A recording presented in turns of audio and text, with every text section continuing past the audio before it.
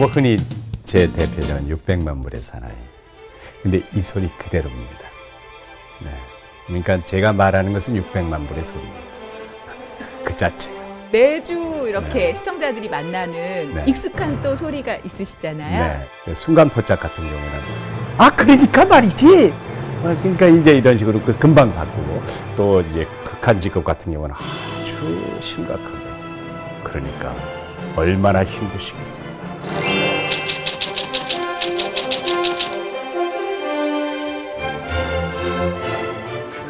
노래방 말씀하신 데 절대로 잘 안 갑니다. 그래서 노래를 듣기는 좋아하는데 함부로 소리를 내지 않습니다. 아껴야죠.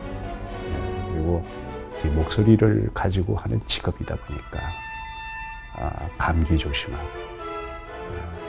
항상 건강을 조심하죠. 제 아내가 굉장히 신경 쓰죠. 이 면에 있어서는. 예, 참 고맙죠.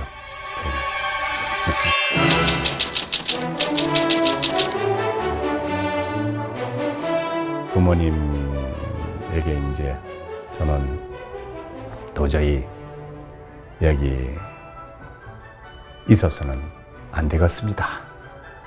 제 고향을 떠나야 되겠습니다. 그러니까 그때부터 이제 저는 서바이벌이죠. 그래서 이제 혼자서 이제 뭐 아침 신문도 배달하고 학교도 가고 이제 그러면서 소위 이제 객지 생활이 시작이 된 거죠. 청소년 시를 그렇게 보냈어요. 힘들게. 근데 재미있었어요.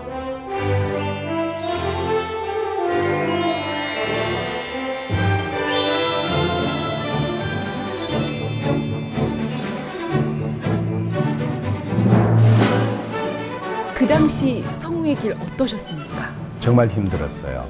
20명을 이렇게 이제 전속 성우를 이렇게 공개 모집하는데 거의 한 2,000명 온 것 같아요. 근데 거기 합격했다는 거 아닙니까? 한 번에. 한 번에 합격했어요. 정말 힘든 과정을 뚫었고요. 그 다음에 이제 들어갔더니 제가 경상도잖아요. 경상도 사투리가 이게 큰 걸림돌이에요. 잘 안 고쳐지거든요. 제일 안 고쳐지는 사투리가 경상도 사투리입니다. 그걸 극복하기 위하여서 표준말을 쓰는 사람과 시간을 보내야 돼요. 이 외국어를 배우듯이 저는 표준말을 배웠습니다. 사투리를 그대로 유지하면서 표준말을 익힐 수 있는 그 유일한 기간이 그때는 동양방송의 광복 20년이라고 하는 프로그램이 있었는데 거기 마침 경상도 사투리를 아주 진하게 그것도 통영 사투리를 진하게 사용할 수 있는 캐릭터가 하나 나왔어요. 제가 그 경상도 사투리. 그러니까 뭐 진짜 부산, 통영 이쪽에 있는 분들이 그냥 막 전화하고 격려하고 막 그랬어요. 그래서 살아남았죠. 하마터면 저는 성우 커트 당할 뻔했어요. 왜냐하면 동양방송은 계속 6개월마다 자질이 없다라고 생각되면 이렇게 커트를 시켰어요. 20명 들어가가지고서 나중에 보니까 5명 남았던가 6명 남았던가 그래요. 인기 좀 어떻게 느끼셨어요? 대단했어요.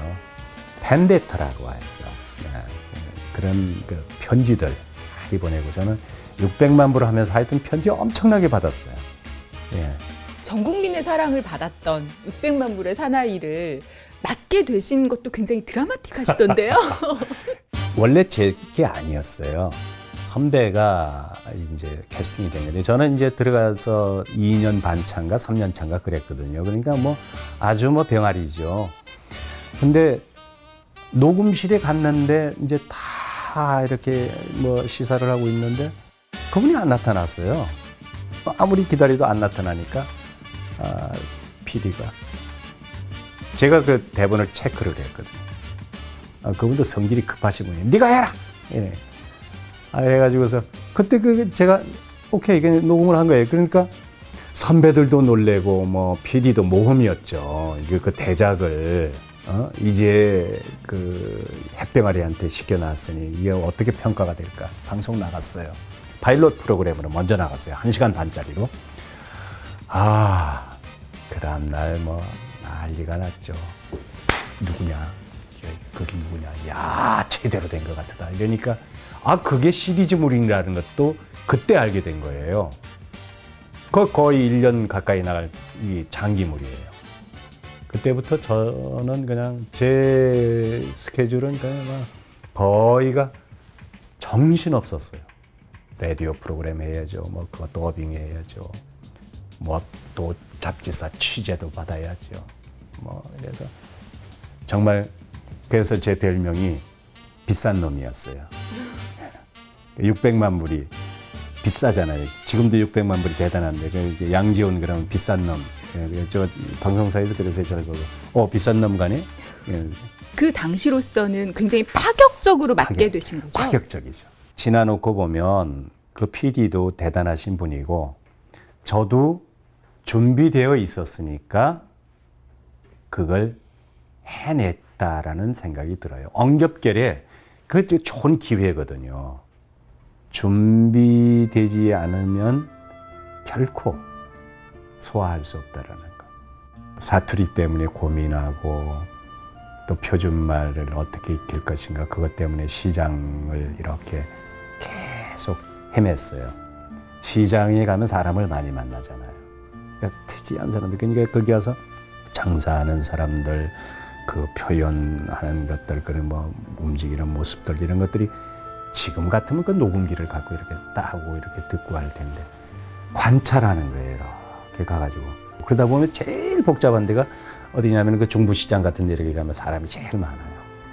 거의 거기서 시간을 많이 보내면서 여러 가지 이제 뭐 연극 또는 책 보면서 그래 나에게도 어떤 기회가 온다면 이런 이제 일종의 자기를 다지는 그런 시간을 가졌던 게 다행인 것 같아요. 항상 저는 후배들한테도 일 없다라고 얘기하지 마라. 준비하고 있다면 누구에게든지 기회는 오는 것이다. 그 기회가 왔을 때 그것을 정말 자기 것으로 잡아채야 된다.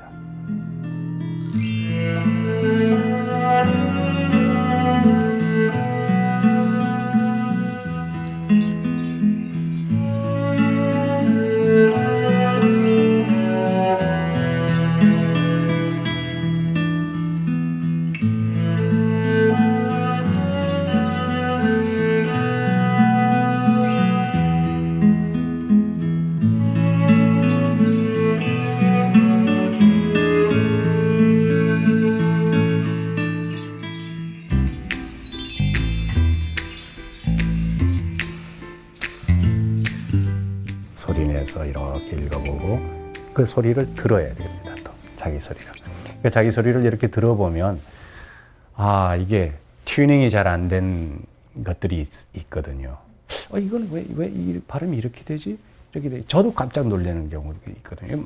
아무에게도 말하지 않아요. 말하지 않지만 이 발음이 안 되네. 이게 잘 안 되네. 이런 것들. 흔히 그냥 흘려버릴 수 있는 거. 하루에 어떤 때는 거의 한 200페이지 그 나레이션 원고를 읽을 때가 있어요. 그러면 굉장히 어떤 때는 딱 하얀 원고만 봐도 딱 그냥 이렇게 그냥 스트레스가 오죠. 글씨만 들여다봐도. 근데 그랬을 때 읽어가면서 이제 에너지도 달리고, 막 눈도 피곤해지고 이러면 어떻게 합니까? 정말 힘들거든요. 그럴 때 정확한 발음, 정확한 낭독, 이것은 구조적인 문제뿐만 아니라 그 문장을 이해해야 된다. 그 갖고 있는 거. 그냥 쭉 가면서 전체적인 내용을 이해하지 못하면 겉돌기 시작합니다. 하다가 글이 계속 나를 때려요. 산처럼 보이기 시작해요. 내가 지배하지 못하니까. 내가 그걸 딱 이렇게 지배하고 문장을 가지고 200페이지 아니라 뭐 그보다 더한 페이지라도 이렇게 가겠다라고 하면 그게 아주 가볍게 가는데 문장이 이해가 안 되고 이게 뭔 소리야 이게 이렇게 되게 되면은 이게 막 산처럼 쌓이게 돼요. 특강에서도 네. 그리고 또 제자들에게도 네. 간혹 하시는 말씀이 소리를 디자인하라. 네. 예. 어떻게 공부하느냐 이런 거는 뭐 볼펜을 옆으로 물고 뭐 발음을 잘하려고 뭐 어쩌고 그래요. 그건 기본이에요. 근데 그래서 일종의 그러니까 발음을 잘하게 볼펜을 물고 연습을 했다 뭐 했다 그래서 그 다음에는 뭐 어떻게 하는 건데 문장을 줘봐요. 이렇게 읽어보라고 전부 엉터리로 읽어요. 어떻게 조화를 할 것인가 정리가 안 된 속에서 글자만 들여다보고 읽는 거예요. 그 글자 읽는 것은 초등학교 유치원 아이도 글자 읽으라면 읽습니다. 이 초등학교 아이한테 인생은 나그네 길 써줘 보십시오. 그러면 아이부터 읽으라면 인생은 나그네 길 읽어요. 무슨 뜻이냐 물어보면 몰라요. 글자를 읽은 거와 그 문장이 갖고 있는 사상을 이해하고 표현하는 것은 달라요. 나는 당신을 사랑합니다. 이게 한 장 써놨어. 나는 당신을 사랑합니다. 나는 당신을 사랑합니다.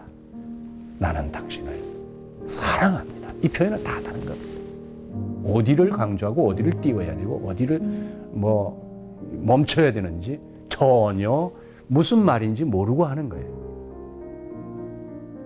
그러니까 그게 디자인이 되겠습니까? 그 아무리 좋은 옷감이라 한다 하더라도 훌륭한 디자이너가 해놓지 않으면 그냥 그야말로 그것은 하나의 천일 뿐이에요. 아무 의미 없어요. 그 소리를 디자인한다고 하는 것은 그런 것이다. 그 자기를 통제하면서 어떻게 표현할 것인가. 그것은 결국 자기 몫이잖아요. 그걸 저는 디자인이라는 표현을 씁니다. 지금은 뭐 가수나 배우 등 유명인들이 네네. 예, 성우의 영역으로 많이 넘어오고 있습니다. 네네. 네, 어떻게 생각하십니까? 아니, 전 좋다고 생각해요. 가뜩이나 좀 성우들의 일터가 이제 좁은데 그분들이 그렇게까지 할 필요가 있느냐, 뭐 어떤 이런 이제 생각을 하시는 분들이 있어요. 그런데 저는 그건 이제 좀 생각을 바꿔야 된다는 생각입니다. 우리 또한 뭐 연극이든 또는 음악이든 또는 그 영화든 뭐 그런 분야에 들어가는 내가 들어가는 건 괜찮고 그 사람들이 들어오는 것은 뭐 곤란하다 이런 것은 굉장히 그 소화병적인 문제라고 생각을 하고요. 함께 경쟁하고 공유할 수 있으면 좋겠다는 얘기죠. 성우보다도 더 나레이션을 잘하는 아나운서가 있어요. 이금희 아나운서 같은 경우는 그런 분이에요. 아주 참 잘해요. 그리고 가수들 중에도 MC를 잘하는 사람도 있는가, 나레이션을 잘하고 이런 분들이 있어요. 칭찬받아 마땅합니다. 그만큼 노력했다는 얘기거든요. 그럼 우리의 입장에서는 어떻게 해야 되는가? 그거 못지않게 그들이 더 깜짝 놀랄 만큼 업그레이드 하면 되잖아요. 그래서 항상 그런 그 이제 서바이벌을 하려면 그런 천적이 들어와야 돼요. 천적들이 있을 때 더 서로가 보완되고 더 잘하거든요. 그래서 저는 아주 대환영입니다. 그런 분들이 많이 들어와야 된다. 많이 와서 함께 하고 함께 공유해야 된다. 그런 생각을 합니다. 앞으로 선생님 생각하시는 그 목표 있으실까요?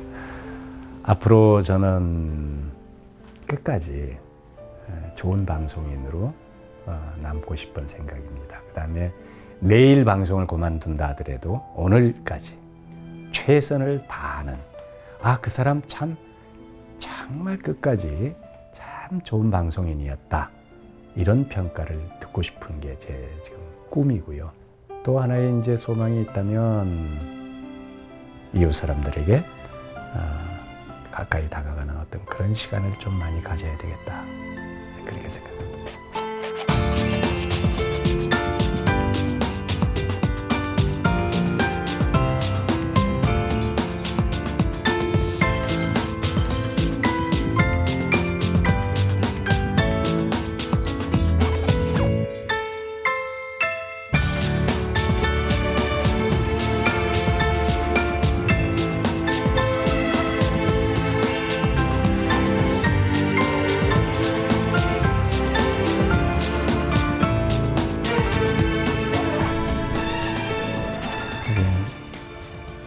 지금 뭐 건강하시리라고 믿습니다. 뭐 선생님 혹시 저 기억하실지 모르겠습니다.